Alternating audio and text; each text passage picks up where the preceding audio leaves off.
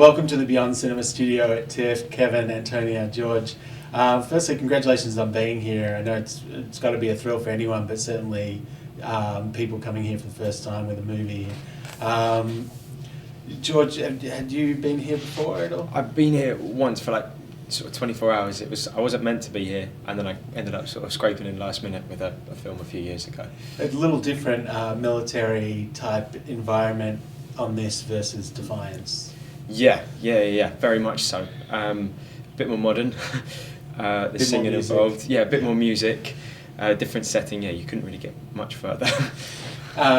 Do you guys all have a history in music? Is that part of your makeup, or was this something that you kind of went outside your normal selves to come to this? For me, in terms of like musical performance, not so much. But I've always played instruments and been a part of bands and performed in terms of if there's ever been songs in shows I've had to sing and stuff. But never been. I wasn't musical theatre trained. But yeah, music's always been a massive part of my life in terms of my, it's pretty much, it's kind of in my DNA, especially being Scottish, like the Proclaimers are in my DNA, that's kind of... How big are they still? I mean, in terms of just general awareness with people amongst your generation, obviously it's been, we were saying it's been 20 years, so you guys were not exactly choosing your own music at that stage. Especially back home, but I think globally, I mean, they're huge, there's spanning loads of generations, and I was saying earlier on as well that I had my little niece running about the living room the other day, and I was playing a sort of track called Over and Done With, which is in the movie, and it's straight away, and she's not brilliant at talking yet, but she was singing Over and Done With, and that just kind of, it was just a moment where I went, I get it, this is how big this is, and like that's just, they're huge, man, like 500 Miles and Letters from America, I'm on my way, like cult anthems. And also like so kind of those sorts of songs that stick in your head for a while. Did it take a while after the shoot to stop singing, or even just doing little da-da-da-da? Still round and round and round. When we were shooting, it was just like you'd go to bed at night and they'd just go round and round your head. It was like, please, just think of anything else. but yeah, no. And what was it like shooting in Scotland? I know for you especially, like being able to do stuff on essentially your home turf. Yeah, it was a really special job, and one that is just, I'm so proud to be a part of.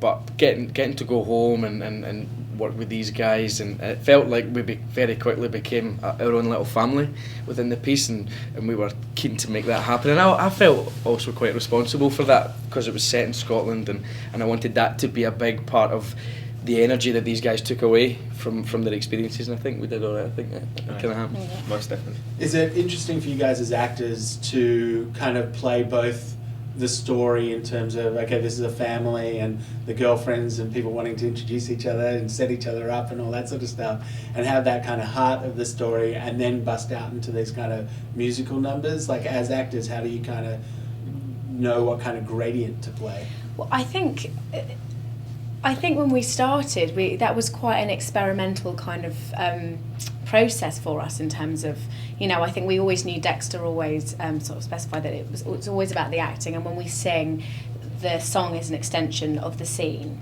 so it's not sort of like, it doesn't sort of swell with a huge musical number and then we start singing, and that's, it always came out of what was going on in the scene. Yeah. But that, I mean, for me personally, I'd never done a musical on screen before, and it did very much feel like kind of feeling a way into that and how to do that, and it was a real challenge, but it was great.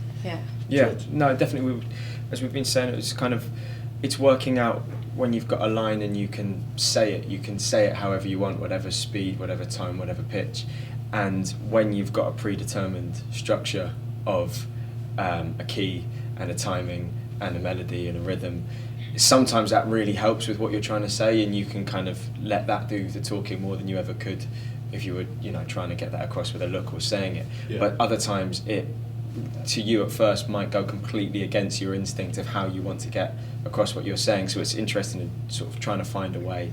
Dexter helped us find ways to sort of get through, navigate that. Dexter's got a natural energy that seems to be fairly buoyant. Is he that way on set as well? Yeah. even more so. Yeah. 10 times Absolutely. bouncing Yeah. around, Yeah. energy for everyone. And Yeah. I think that was the main sort of joy of that set, is that Dex kind of brings an energy that everyone kind of can buzz off. You know, crew, cast. You know. Yeah, it's really Brilliant. infectious, the energy that Dex has, and you know, you always just kind of want to please him, and you know, there's a lot of love going around the room, and everybody's in, you know, going in the same direction, determined to give, you know, as much as you've got in terms of your energy for every take. You know, you always want it to be the best take, and that I mean, that doesn't always happen on a set. It should, but it definitely happened on this set. And it does feel like kind of a good time to be making a film like this, just because, I mean, obviously war is such a present issue, but also just musical numbers and television shows that are set around this, whether it's Glee or the films like Once that we were talking about before, and John Carney's got a new film as well. The guy who did Once has got a new film that's doing pretty well already. But it seems like there's a much kind of more willingness and an acceptance of these types of films and the way these stories are being told. Do you guys have a kind of a favourite in the genre? Is it more kind of the Once angle, or is it more the bigger budget stuff? I was brought up with Bugsy Malone. I'm going to say Bugsy, Yeah. and most recently, probably I loved Once, and I loved the stage show as well. The Commitments for me was one that I thought was just incredible and told the story that I completely related to, and yeah, I just thought it was, you know, real people, real music, and yeah, I loved that sort of reinvention of the soul. Yeah, huge energy on that film too. Yeah. Antonia? I was a real fan of the old school musicals, the kind of, you know, the 50s kind of. West Side Story is, I think, my all-time favourite. I mean, Sondheim music is just incredible, but that is an amazing film. That, Guys and Dolls, but then, for me, so it's really nice that there's a resurgence of musicals now. I think it's really cool. George, Yeah, your favourite?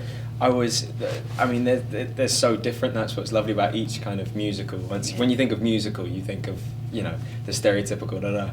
But I mean, there's that scene in Once where it's just him on Connell Street or something, and it's him kind of belting it out, and there's no one there, and it kind of goes around. That scene and that sort of performance was so amazing. But I'm also a huge fan of Moulin Rouge and the tango scene in that's that. amazing. I mean, that's another reworking of someone's original material. I mean, Roxanne there is just Yeah. powerhouse, man, and the dance routine that goes with it, there's so much behind it. Very cool. Yeah. All right, well, congratulations again, and thanks for spending a few minutes with us. No, Thank you thank very you. much. Thank Thank you. you.